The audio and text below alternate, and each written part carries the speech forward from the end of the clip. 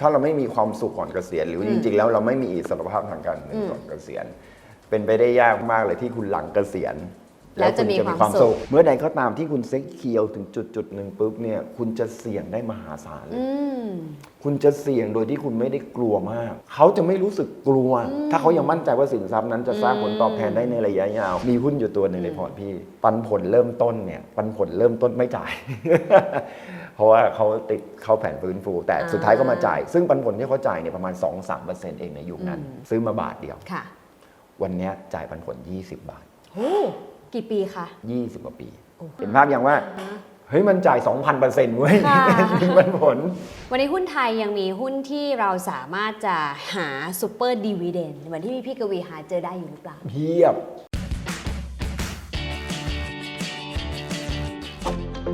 กองทุนรวมไทย ESG ลงทุนยั่งยืนพร้อมคืนภาษีใครๆก็อยากจะมีหุ้นดีเพื่อปั้นพอร์ตเกษียณสุขกันทั้งนั้นนะคะคำถามก็คือแล้วเราจะเลือกหุ้นพื้นฐานดีกินปันผลยาวและสะสมความมั่งคั่งสู่อิสรภาพทางการเงินได้อย่างไรไปหาคำตอบกับคุณกวีชูกิจเกษม Head of Research and Content บริษัทหลักทรัพย์ไทยจำกัดมหาชนที่นอกจากจะเป็นนักวิเคราะห์ที่มีฐานแฟนคลับแน่นอยู่แล้วยังเป็นนักลงทุนสาย VI ตัวจริงเสียงจริงอีกด้วยล่ะค่ะสวัสดีค่ะพี่กวีค่ะสวัสดีครับน้องเฟิร์นขอบคุณนะคะวันนี้มาคุยกันเรื่องเกษียณสุขนะคะเป็นเรื่องที่ชอบอยากมาคุยดีเลยงั้นก่อนจะไปคุยรายละเอียดถามพี่วีก่อนว่าคำว่าเกษียณในมุมของพี่กวีเนี่ยความหมายหรือนิยามมันคืออะไรคะคือถ้านิยามโดยทั่วไปที่หลายคนเข้าใจซึ่งไม่ได้ตรงกับที่พี่คิดในสมัยโบราณเลยเนี่ยตอนนั้นในยุโรปเขามีปัญหาเรื่องของ aging society ก่อนเราแล้วเขาก็มีความรู้สึกว่าเด็กรุ่นใหม่เนี่ยขึ้นมาแล้วไม่มีงานทำเพราะฉะนั้นเขาก็เลยเปลี่ยนระบบงั้นเรามีระบบเกษียณกันเถอะ retirement โดยบังคับว่าถึงอายุ60คนที่สูงวัยเนี่ยอยู่บ้านเธอหยุดทำงานซึ่งอันนี้เขาเรียกว่า retire นั่นคือที่มาของคำว่า retire ก็คือคุณก็เกษียณไปเด็กรุ่นใหม่ที่ไม่มีงานทำแล้วเขาจบใหม่ๆจะได้เข้ามาทดแทนในตลาดแรงงานเพื่อที่จะทำให้ทุกคนเนี่ยมีงานทำเด็กๆจบใหม่จะได้มีงานทำส่วนคนที่อายุมากแล้วเนี่ยก็ไปพักผ่อน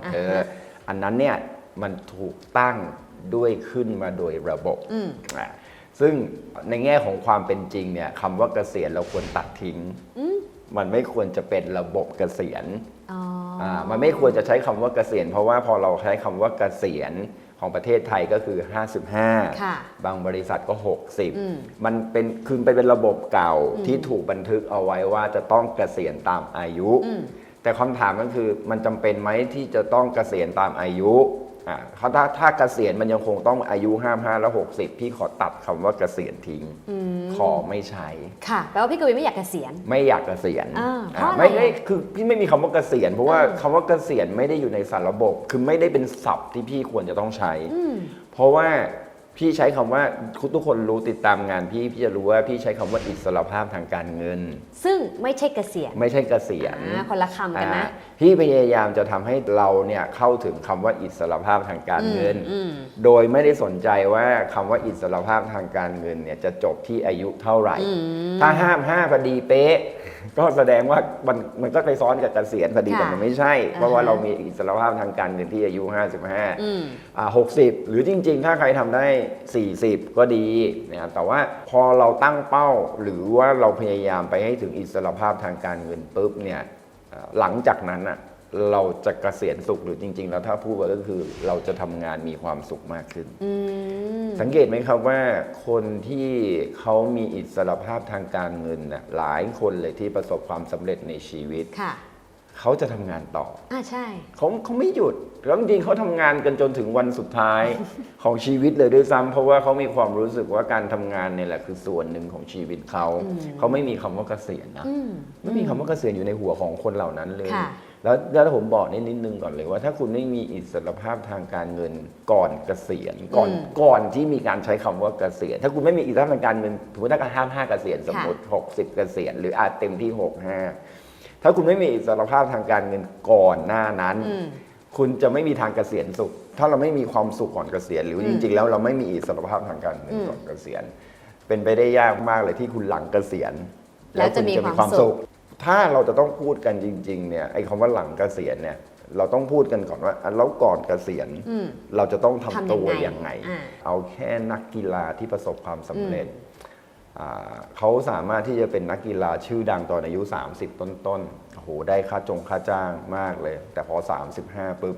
เขาก็ต้องหยุดไม่สามารถเป็นนักกีฬาต่อได้แล้วหลายคนก็สามารถที่จะปรับตัวเองไปเป็นโค้ชไปเป็นนั่นไปเป็นนี่ได้ก็มีอิสรภาพทางการเงินได้แต่ก็ไม่ใช่ว่านักเตะทุกคนสามารถที่จะปรับเปลี่ยนตัวเองไปทำหน้าที่อย่างอื่นได้ตามสถิติแล้วเนี่ยมีนักเตะทั้งต่างประเทศและในประเทศแล้วก็ที่ผมรู้จักเวลาที่มาปรึกษาเรื่องการเงินเนี่ยหลายคนพอจบอาชีพนักกีฬามีเงินเยอะเลยนะแต่สุดท้ายแล้วเนี่ยพอไปถึงอายุที่ต้องเกษียณจริงๆคือ55กับ60ปรากฏว่าไม่เหลือเงินละไม่สามารถที่จะมีอิสรภาพทางการเงินทั้งนี้จริงๆเขาคิดได้ว่าเอ๊ะเขามีอิสรภาพทางการเงินแล้วเพราะอะไรเพราะเขาได้เงินมาด้วยเงินคือนักกีฬาได้เงินเยอะอยู่แล้วเงินเดือนจะมากกว่าคนทั่วไปอยู่แล้วเพราะว่าทุกคนก็รู้ว่านักกีฬาเขามีอายุจำกัดในการทำงานนะครับเขาก็เลยแบบให้เงินเดือนคุณเยอะแล้วคุณก็เลยเก็บเงินแต่คุณระหว่างที่คุณได้มาเนี่ยคุณไม่ได้บริหารเงินเลยคุณเก็บอย่างเดียวหรือบางทีก็ใช้ด้วยไม่ได้เก็บไม่ได้บริหารเงินพอถึงจุดที่ต้องบริหารเงินไม่เป็น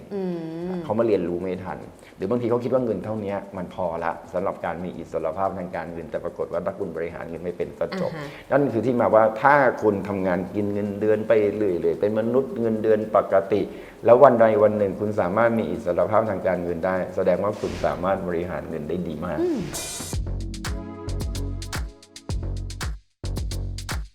พี่กวีพูดคำว่าบริหารเงินบ่อยมากใช่แปลว่าสิ่งนี้เป็นสิ่งที่สำคัญสำหรับทั้งคนที่จะมีความสุขก่อนจะมีอิสรภาพคนที่จะมีอิสรภาพทางการเงินได้และอิสรภาพทางการเงินก็ทำให้เราบริหารเงินได้ขยายความคำนี้ให้หน่อยได้ไหมคะคือบริหารเงินมันเป็น personal finance มันเป็นการเงินส่วนบุคคลนะครับมันไม่สามารถที่จะเจาะจงได้ว่าใครจะบริหารทางการเงินอย่างไรมันต้องเรียนรู้ได้ด้วยตัวเองประสบการณ์ตัวเองล้วนๆอย่างเช่นหลายคนถามว่าเราต้องลงทุนนะถึงจะมีอิสรภาพทางการเงินพี่ก็นั่งนึกอยู่เหมือนกันโอเคเข้าใจการลงทุนทำให้เรามีอิสรภาพทางการเงินอันนี้เข้าใจแต่ไม่ลงทุนเลยไม่ได้หมายความว่าจะไม่มีอิสรภาพทางการเงินนะครับเพราะฉะนั้นการลงทุนกับอิสรภาพทางการเงินก็ไม่ใช่เรื่องเดียวกันไม่ได้ใช่เรื่องเดียวกันเพียงแต่ว่าแน่นอนผมไม่ปฏิเสธเลยว่าถ้าเราลงทุนเป็นเราก็จะมีอิสรภาพทางการเงินได้เร็วขึ้นเพราะฉะนั้นเห็นไหมการบริหารทางการเงินไม่จำเป็นที่จะต้องลงทุนแต่สิ่งที่เราต้องเริ่มต้นก่อนเราต้องเข้าใจชีวิตเราก่อนว่าเราต้องคำนวณได้ถูกว่าเอาเริ่มต้นทำงานวันแรก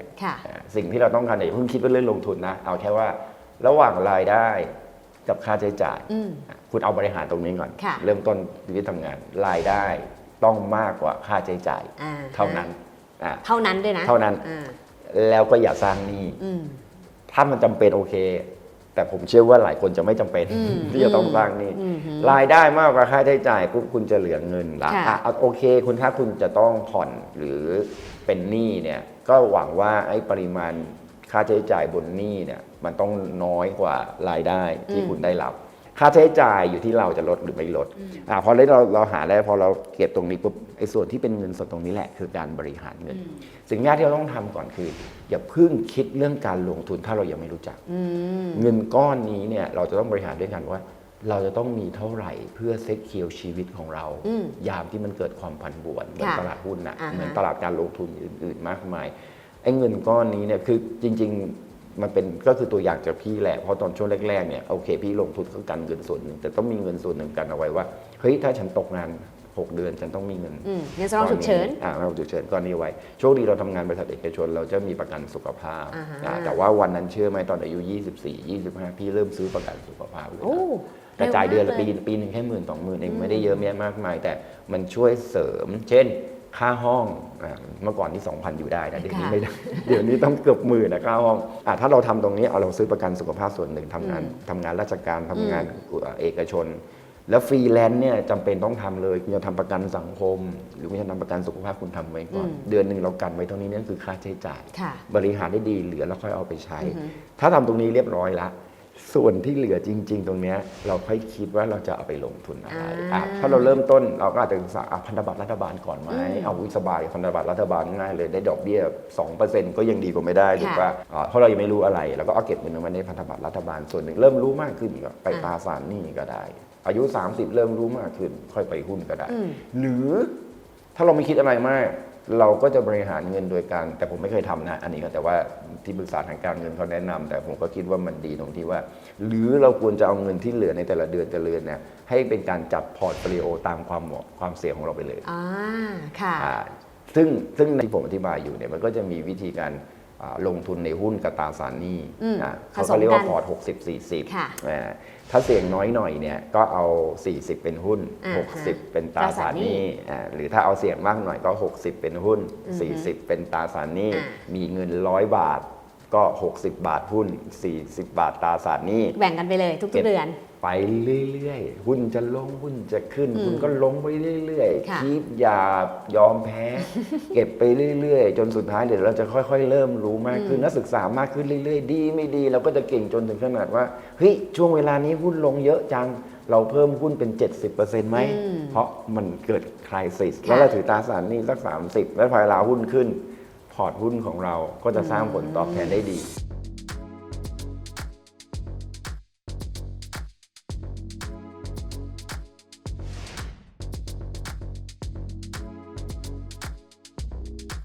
จริงๆสายของพี่กวีเป็นสายลงทุนเราเห็นพี่กวีพูดเรื่องลงทุนตลอดเวลาแต่วันนี้ก็เพิ่งได้ฟังจริงๆว่าก่อนที่จะไปถึงตรงนั้นได้มันมีพื้นสำคัญเยอะมากรายได้มากกว่ารายจ่ายนะเราออมก่อนหรือเปล่าเรามีเงินสำรองฉุกเฉินไหมแล้วก็เรื่องของประกันเรื่องของ security ที่พี่กวีพูดย้ำแล้วย้ำอีกนะคะเพราะฉะนั้นตรงนี้เป็นฐานที่สำคัญที่มั่นคงมากๆเลยสร้างฐานให้ได้ก่อนแล้วต่อยอดจะสบายใจมากผมเป็นนักลงทุนที่มีความเสี่ยงสูงในการลงทุนในหุ้นนะแต่ผมเสี่ยงได้เพราะอะไรเพราะผมเซ็ตเคียวมั่นคงมากเมื่อใดก็ตามที่คุณเซ็ตเคียวถึงจุดหนึ่งปุ๊บเนี่ยคุณจะเสี่ยงได้มหาศาลเลยคุณจะเสี่ยงโดยที่คุณไม่ได้กลัวมากแล้วตลาดหุ้นจะเหวี่ยงหรือตลาดอสังหาริมทรัพย์จะเหวี่ยงตลาดตราสารหนี้จะเหวี่ยงหรือสินทรัพย์ที่คุณไปลงทุนจะบิตคอยน์หรืออะไรมันจะเสี่ยงขนาดไหนเนี่ยเขาจะไม่รู้สึกกลัวถ้าเขายังมั่นใจว่าสินทรัพย์นั้นจะสร้างผลตอบแทนได้ในระยะยาวเขาจะไม่กลัวเพราะว่าชีวิตฉันเซ็กเคียวตรงนี้สำคัญมากผมอยากจะแชร์ตรงนี้ว่าหลายคนไปคิดถึงว่า how to make money how to grow your money แต่ไม่เคยคิดว่าเฮ้ย at the first time at the first day of your life เนี่ย how to secure your security คุณต้อง protect ตัวเองให้ได้เหมือนคุณปู่และแม่เฟรดบอกไว้เนอะว่าสำคัญที่สุดคืออย่าทำเงินต้นหายถูกแล้วก็ข้อ2คือกลับแบงก์ข้อแรกแต่มันก็ต้องหายบ้างอะนะแต่ว่าคือผมเข้าใจว่าเงินต้นของแกหมายถึงว่าไอ้ความเซ็กเคียวมันต้องมีจุดหนึ่งที่เราเนี่ยตรงนี้เงินเซ็กเคียวละแล้วเงินก้อนนี้เป็นเงินที่เราสามารถปล่อยฟรีได้เพราะนั้นมันจะลงมา 50% โสเท่าไหร่คือซีเคียวเวลาที่พี่กวีคิดในมุมของพี่กวีเพื่อเป็นหลักสำหรับคนที่บอกว่าแล้วเมื่อไหร่หนูจะมั่นใจว่าเนี่ยปลอดภัยแล้วเอางี้จริงเนี่ยถ้าคุณมีเงินใช้ประมาณสักปีหนึ่งล่วงหน้านะแล้วคุณมีพวกสุขภาพอะไรทุกอย่างพร้อมนะตรงนั้นก็คือเซ็กเคียวแล้ว1 ปีล่วงหน้ากับเรื่องของประกันแต่ส่วนของพี่คือ3 ปีมาได้ไงรู้ไหม3 ปีเนี่ยเพราะว่าที่เช็คประวัติของคือบังเอิญลงทุนในตลาดหุ้นพี่เช็คแล้วตลาดหุ้นลงมาเต็มที่เลยนะเฉลี่ยเนี่ยลง2 ปีก็จบแต่เต็มที่เนี่ย3 ปียกเว้นช่วงต้มยำกุ้งเท่านั้นของประเทศไทยนะครับที่ลง5 ปีเพราะฉะนั้นพี่บอกว่าถ้า3 ปีเนี่ยนั่นหมายถึงว่าพี่จะทนสินทรัพย์ลงได้3 ปี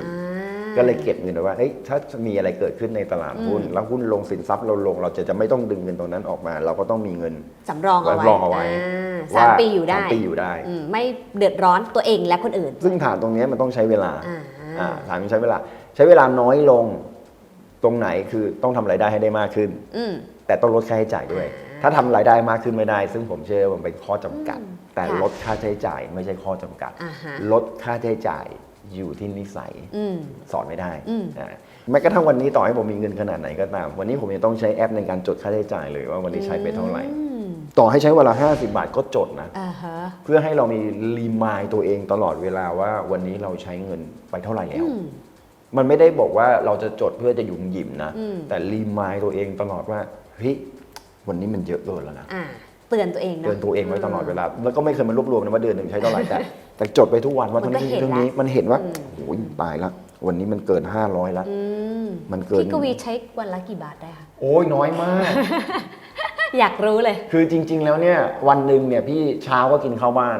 ฮะ ถูกไหมก็ข้าวต้มแล้วก็ไข่เจียวอะไรนิด อ่า หน่อยๆมื้อหนึ่งก็เต็มที่ไม่เกิน50 บาทกลางวันก็ประมาณ56ไม่เกิน100วันหนึ่ง200 บาท หู ไม่รวมค่าน้ำค่าไฟนะ อ่า กินอย่างเดียวนะ วันหนึ่ง200 บาท ช็อป ใช้รถไฟฟ้า บ้างไหมคะ ยิ่งถูกใหญ่เลย อืม ช็อปโอ้โหอย่าพูดเลย น้อยมากช็อปน้อย แต่นิสัย มาก VI จริง ๆ เนาะคือเขาไม่ได้รวยเพราะลงทุนแล้วรวย แต่นิสัยเขาอะเป็นแบบนี้จริง ผมเจอ VI หลายคนมาก เป็นอ เล ย่าย งนี้ คุณไม่มีทางรู้เลยว่าเขาพอร์ตพันล้านหมื่นล้าน ใช่ เดินตามสวนจตุจักรหรือเดินตามห้างนี่คือแบบมนุษย์ติดดินธรรม ๆ ดา แต่ชอบ คนห ของ นึ่ง ถูกของเซลล์มากๆ ใช่ข แล้ อ ว ง ก็ ต ไม่ ก ค่อย รุ่นของอะไรพวกเนี้ย คือมันเป็นอะไรที่แบบเฮ้ยเราจะซื้อแต่เราไม่เอาอ่ะ อ่าฮะ เดี๋ยวรอให้มันตกรุ่นก่อนถ้าเราต้องใช้จริงๆนะ ค่ะ แล้วก็ค่อยว่ากันแต่เราจะไม่ซื้ออะไรที่มันจะต้องแบบไปตามเทรนด์ อ่า ขนาดนั้นแล้วก็ที่สำคัญคืออะไรประหยัดได้เราก็จะประหยัดแต่ว่ามันไม่จำเป็นต้องเป็นอย่างนั้นทุกคนแต่ต้องบอกนิดนึงก่อนทุกคนที่เป็นอย่างนั้นมักจะสำเร็จ ถูกต้องมีอิสรภาพทางการเงินในท้ายที่สุด ใช่ใช่ อ่าฮะ นิสัยมันบ่มเอง ค่ะ นะครับ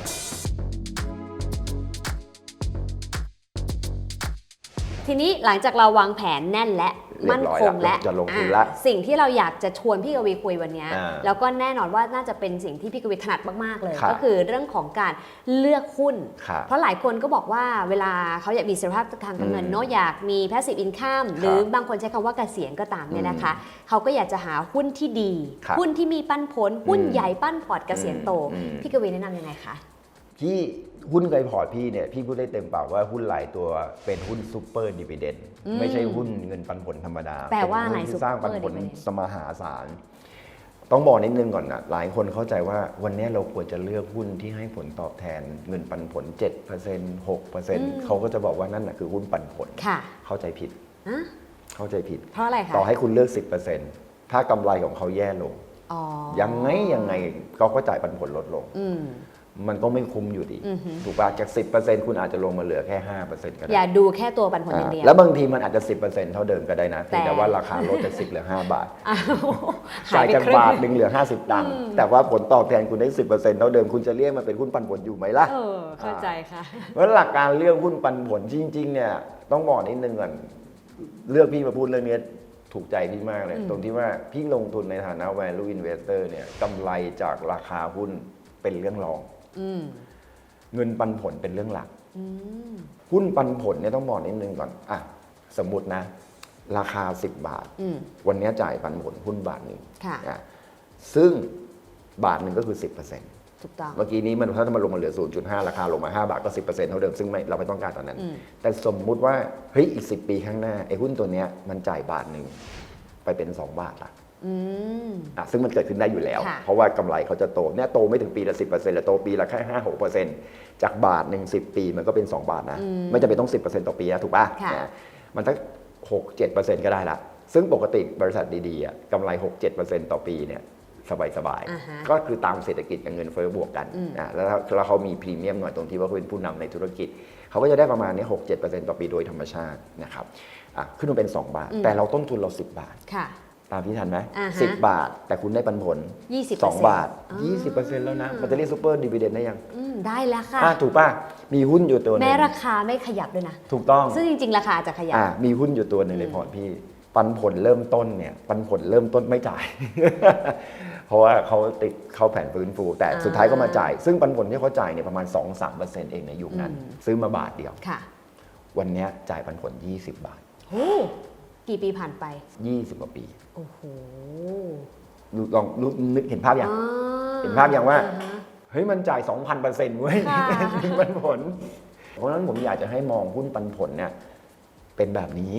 ไม่ได้อยากจะให้มองว่าเราเริ่มต้นกันที่ 10% เลย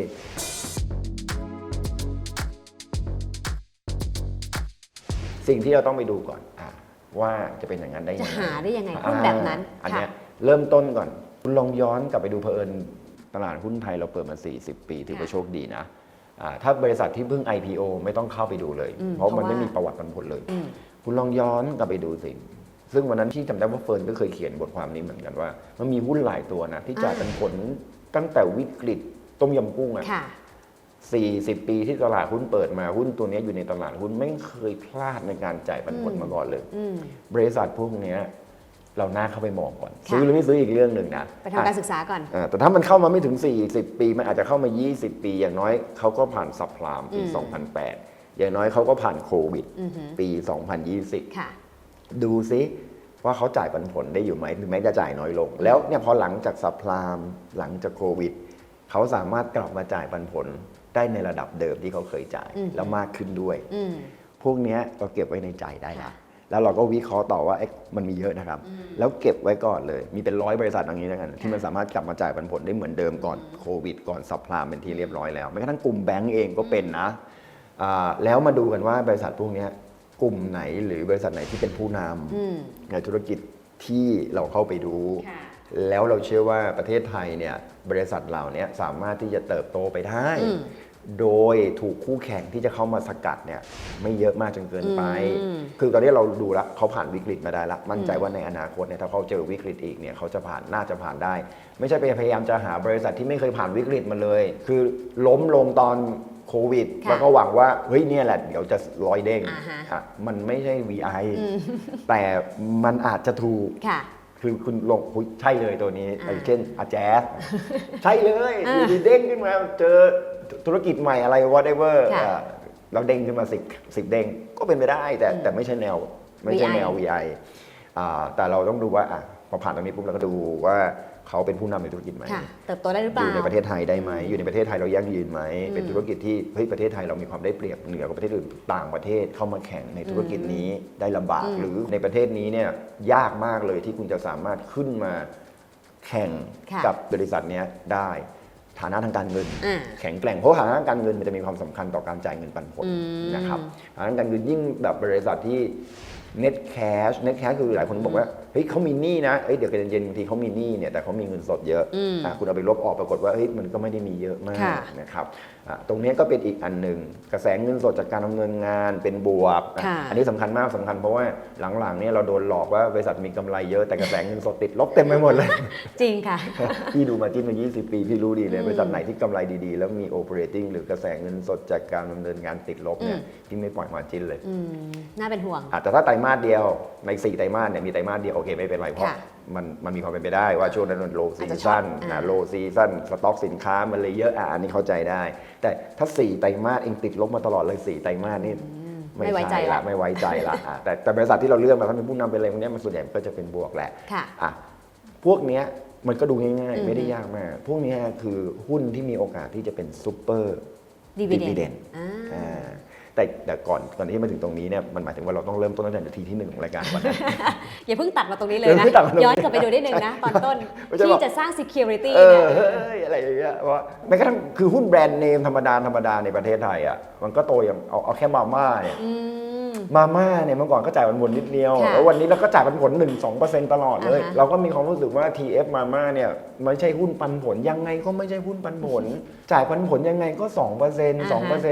ขอโทษนะราคาเขาขึ้นมาตั้งแต่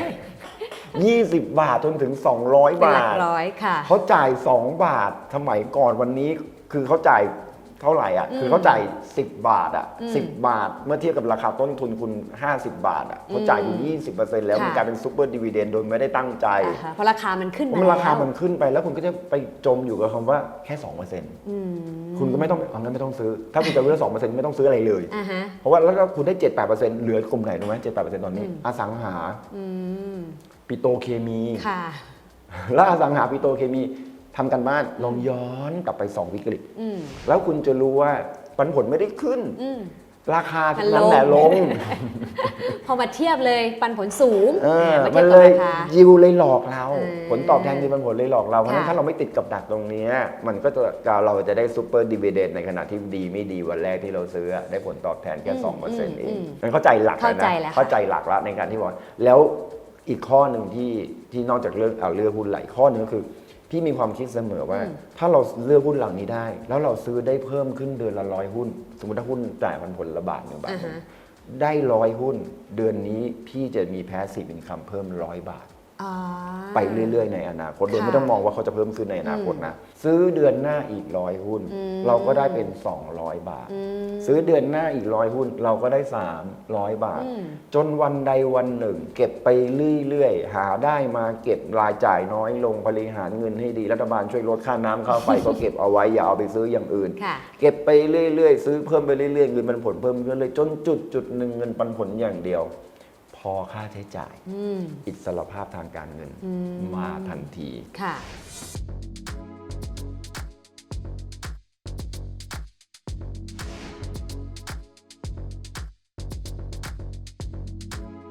วันนี้หุ้นไทยยังมีหุ้นที่เราสามารถจะหาซูเปอร์ดีว i เดนเหมือนที่พี่กวีหาเจอได้อยู่หรือเปล่าเพียบพี่กวีบอกได้ไหมว่าแบบไหนบ้างตัวไหนบ้างเผื่อเป็นวิทยาทานให้กับเป็นคำถามที่ตรงดีนะครับจริงๆไม่อยากจะพูดรายตัวแต่ต้องบอกนิดนึงก่อนอย่างธุรกิจบางธุรกิจที่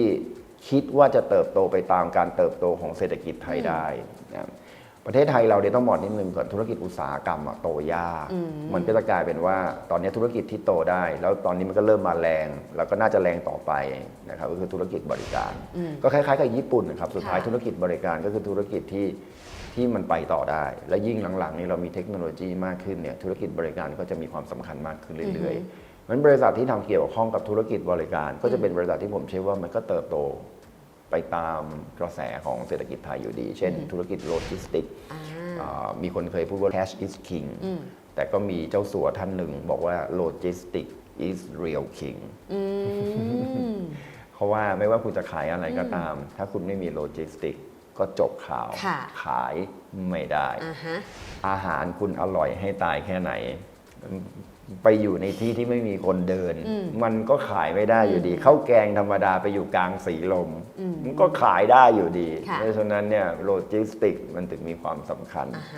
เพราะฉะนั้นธุรกิจที่เกี่ยวข้องกับโลจิสติกหรือธุรกิจที่จำเป็นต้องใช้โลจิสติกและบริษัทนั้นมีโลจิสติกที่มีขนาดใหญ่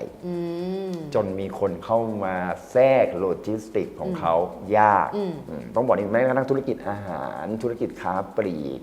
ธุรกิจอุตสาหกรรมที่เป็นโลจิสติกนะครับธุรกิจสื่อสารที่เป็นโลจิสติกธุรกิจโรงแรมที่เป็นโลจิสติกถ้าพวกนี้เขามีแบรนด์แข็งแกร่งเขามีโลจิสติกที่ดีโรงพยาบาลที่มีโรงพยาบาลก็ต้องใช้โลจิสติกนะแล้วก็มีแบรนด์ที่แข็งแกร่งพวกนี้กำไรเขาจะโตช้าเพราะประเทศไทยคุณจะไปหาโกรทสต็อกหาได้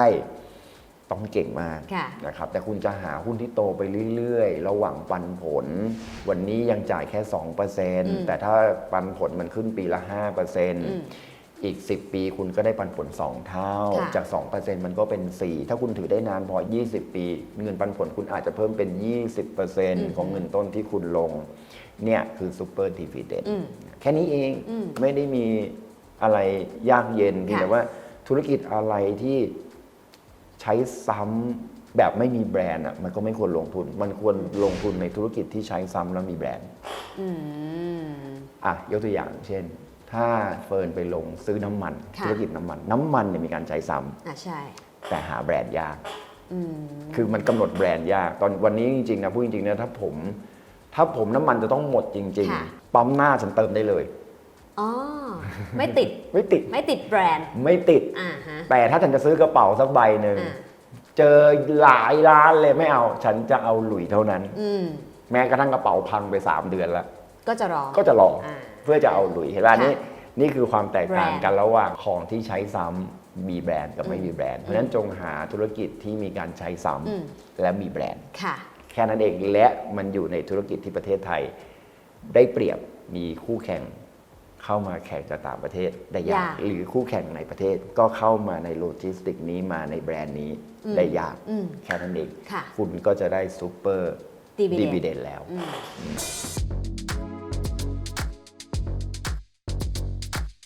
พี่กวีเริ่มมีอิสรภาพทางการเงินตอนอายุเท่าไหร่จำได้ไหมคะจริงๆเนี่ยพี่ตั้งเป้าไว้45อันนี้กลับมาแชร์นะขอบคุณที่ถามอันแรกที่ก่อนที่เราจะทำอะไรก็ตามมันต้องมีเป้าหมายต้องมีด้วยนะต้องเป้าหมายก่อนนะกายก็ต้องย้อนกลับอีกครั้งหนึ่งว่ามันต้องมีเป้าหมายก่อนนะพี่เริ่มทำงานตอนอายุ24ประมาณนั้นจบปริญญาตรี22จบปริญญาโท24โอเคแล้วก็ทำงานแล้วก็มีตั้งเป้าหมายอยู่2 อย่าง1คือ เราต้องเป็นคือตอนนั้นพี่อยากเป็นนักวิเคราะห์มากแล้วก็สมัครงานเนี่ย10 กว่าแห่งก็โบรกเกอร์เนี่ยก็นักวิเคราะห์หมดเลยไม่มีตำแหน่งอื่นเลยทำไมอะคะในวันนั้นก่อนที่จะไปต่อคือเราไปเรียนทางด้านไฟแนนซ์ที่อเมริกาจริงๆเรียน MBA แล้วเราก็ไปเลือกเอกไฟแนนซ์เพราะว่าเราเรียนไฟแนนซ์ตัวแรกแล้วรู้สึกโอ้โหแม่งว้าวเปิดโลกเรามากเลยว่าเฮ้ยเราสามารถที่จะบริหาร make money ตอนนั้นเราก็เด็กๆเนาะเราก็อยาก make money แล้วมันโอ้โหไม่มีเครื่องมือทางการเงินเยอะแยะไปหมดเลยเราก็ไปเอกไฟแนนซ์เลยแล้วกลับมาเราก็อยากทำงานด้านไฟแนนซ์เรื่องการลงทุนนี่แหละเพราะเรารักอะไรอย่างเงี้ยแต่ไม่ได้หมายความว่าคนที่ไม่รักเรื่องการลงทุนจะไม่ประสบความสำเร็จนะครับเพราะว่าอาจารย์นิเวศหรือว่าคนที่เป็น VI หลายๆคนเนี่ยเขาก็ไม่ได้เรียนสายการเงินมาโดยตรงนะเพราะฉะนั้นเข้าใจนิดนึงก่อนคนจบโบราณคดีก็มีทางการเงินได้นะคะแต่ว่าพอเรารักไปทางนั้นเราก็เลือกเป็นนักวิเคราะห์แล้วก็เป้าหมายแรกคือเราต้องเป็นนักวิเคราะห์ที่มีคนฟังนึกแค่นั้นเองตั้งแต่วันแรกเลยที่ทำงานผมต้องเป็นนักวิเคราะห์ที่มีคนฟังก่อนที่จะทำอะไรบางอย่างมันต้องมีเป้าหมายนี่คือเป้าหมายด้านการทำงานซึ่งก็ไม่รู้ประสบความสำเร็จหรือเปล่านะอันที่สอง FC เยอะ KFC เนาะก็มีแฟนคลับอันนั้นก็พยายามที่จะคือจริงๆการทำงานมันต้องมีความรับผิดชอบทุกการทำงานมีผิดและมีถูกทั้งสิ้นการวิเคราะห์การแนะนำหุ้นผมก็ยังไม่รู้เลยว่าในชีวิตผมผิดมากกว่าถูกหรือถูกมากกว่าผิดแต่สิ่งที่ถูกก็โอเคถูกสิ่งที่ผิดต้องเรียนรู้และรับผิดชอบผิดก็บอกลูกค้าไปตรงๆบอกนักลงทุนไปตรงๆว่าผิดมันผิดเพราะ1 2 3ต่อไปจะไม่พยายามผิดแค่นั้นเองจบมันคือความรับผิดชอบในการทำงานเป้าหมายที่2ก็คือว่าเราจะต้องมีอิสรภาพทางการเงินก่อนอายุ45นั่งคำนวณเลยวันนั้นจำได้เงินเดือน 10,000 บาทเงินเดือน 10,000 บาท 11,500 บาทเอาตรง B2B exact ได้ค่าเสื้ออีก 1,500 มีค่าเสื้อด้วยค่าเสื้อมีค่ายูนิฟอร์มเขาให้อีก 1,500 ก็รวมเป็น 1,300 ประมาณนั้นปรากฏว่าเราก็คำนวณนะถ้าเรามี 10,000 แล้วเราเก็บเดือนละ 5,000 โอ้คุ้มเลยนะใช่ต้องถ้าได้ 5,000 ผลตอบแทนเท่านี้กี่ปีอายุ45จะได้เงินเท่าไหร่ให้ไม่ได้กว่าเราต้องทำเท่านี้เก็บเท่านี้คือนั่งคำนวณเลยนะว่าเราต้องมีเงินตอนนั้นแค่10 ล้านเองที่คิด10 ล้านตอนอายุ45ตอนนั้นยังไม่เข้าใจความหมายของคำว่าอิสรภาพทางการเงินมากเท่าวันนี้ก็เป้าเป็นตัวเลขไปเลยว่า10 ล้านซึ่งวันนี้มันไม่ใช่นะวันนี้เราต้องคำนวณดีๆว่าเฟิร์นก็มีสอนอยู่ใน V Investment ก็มีนะติดตามได้ก็ดูว่าเราต้องการเท่าไหร่อะไรอย่างเงี้ยแต่ตอนนั้นเราก็คิดว่า10 ล้านอายุ45แต่พอเราผ่านไปเราก็เข้าใจว่าอิสรภาพทางการเงินมันคืออะไรแต่วันนั้นคือเราต้องมีอิสรภาพทางการเงินก่อนอายุ45นี่คือ2เป้าหมายในชีวิตเพราะฉะนั้นเด็กจบใหม่หรือตอนนี้ยังไม่ได้จบใหม่แล้วแต่ยังไม่มีเป้าหมายก็ต้องตั้งเป้าไว้ก่อนเลยว่าเราจะเป็นอะไรบางคนอาจจะไม่ได้บอกว่าอิสรภาพทางการเงินอาจจะไม่ใช่เป้าหมายเขาก็ได้นะเพราะเขาคิดว่าพอฉันเกษียณปุ๊บฉันจะบวชก็ไม่ต้องตั้งแล้วฉันจะเข้าสู่วงการธรรมะก็ไม่ต้องตั้งแล้วเพราะว่าก็ทำได้เลยนั้นเป้าหมายตั้งให้ชัดเจนแล้วเราค่อยๆทำทีละสเต็ป by สเต็ปแต่ความรู้สำคัญที่สุดและก็นิสัยก็สำคัญที่สุดในการที่เราจะเกษียณสุข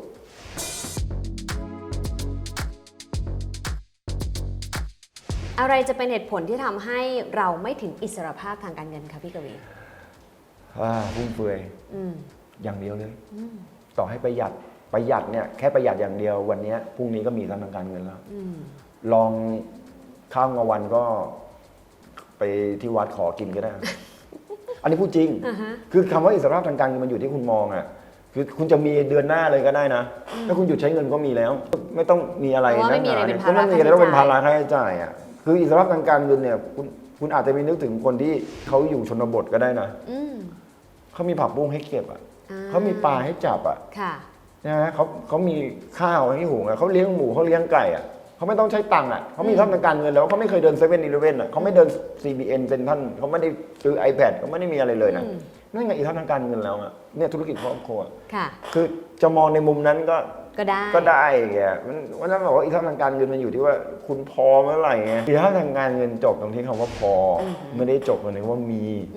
มีเท่าไหร่ก็ไม่พอทำไม่พอค่ะสิ่งที่พี่กวีบอกเราตั้งแต่ต้นนะคะคุณผู้ชมถ้าตั้งใจฟังจะรู้เลยนะคะว่าพี่กวีบอกชัดนะคะว่าก่อนที่เราจะไปสู่โลกของการลงทุนเนี่ย อย่างแรกที่ต้องทำคือสร้างความมั่นคงให้กับตัวเองให้ได้ก่อนนะคะ security สำคัญไม่ว่าจะเป็นรายได้ต้องมากกว่ารายจ่ายหนี้สินไม่จำเป็นห้ามก่อเด็ดขาดนะคะต้องเก็บออมแล้วก็ที่สำคัญคือต้องเผื่อความปลอดภัยให้กับตัวเองแล้วก็คนครอบครัวเช่นการทำประกันไม่ว่าจะเป็นประกันสุขภาพประกันอุบัติเหตุเป็นต้นนะคะสิ่งเหล่านี้พอมีเงินสำรองฉุกเฉินใช้อย่างน้อย1 ปีค่อยคิดแล้วก็เริ่มเข้าสู่โลกการลงทุนนะคะซึ่งไม่จำเป็นที่ทุกคนจะต้องลงทุนถึงจะมีอิสรภาพทางการเงินได้พี่กวีบอกชัดนะคะว่าไม่ลงทุนแค่เก็บเงินก็ถือว่ามีอิสรภาพทางการเงินได้ด้วยเหมือนกันแค่เป็นคนประหยัดไม่ฟุ่มเฟือยแค่เป็นคนที่รู้จักคำว่าพอก็มีอิสรภาพทางการเงินได้นะคะวันนี้ลองตีโจทย์ตัวเองนะคะว่าอิสรภาพทางการเงินของเราหมายถึงอะไรเป้าหมายอยู่ที่ไหนนะคะและถ้าใครอยากจะเลือกหุ้นใหญ่แล้วก็มีปันผลเพื่อสร้างพอร์ตเกษียณสุขพี่กวีก็แนะนำหลายอย่างทีเดียวนะคะอย่างแรกให้ดูก่อนนะคะว่าต้องไปหาว่าในอดีตที่ผ่านมาหุ้นไหนนะกิจการไหนนะเขาจ่ายปันผลได้สม่ำเสมอแม้วิกฤตก็ยังจ่ายได้2ต้องดูด้วยว่าเป็นธุรกิจที่เป็นผู้นำในตลาดนั้นๆหรือเปล่า3คือต้องเติบโตได้ดีคู่แข่งก็ต้องไม่เยอะด้วยนะคะแล้ว4ก็คือฐานะการเงินสำคัญค่ะต้องดูตัวกระแสเงินสดจากการดำเนินงานนะคะอย่าไปดูแต่กำไรอย่างเดียวนะคะให้ดูกระแสเงินสดนี่แหละว่าเขาจะจ่ายให้กับเราได้มากน้อยแค่ไหนด้วยแล้วก็ท้ายที่สุดพี่กวีบอกไว้ชัดเจนนะคะว่ามีไม่ใช่อิสรภาพทางการเงินค่ะแต่พอต่างหากที่จะทำให้คุณมีอิสรภาพทางการเงินได้วันนี้ขอบคุณพี่กวีมากๆนะคะ ขอบคุณครับ สวัสดี ขอบ ค่ะ คุณสวัสดีครับ ขอบคุณค่ะ สวัสดีครับ กองทุนรวมไทย ESG ลงทุนยั่งยืนพร้อมคืนภาษี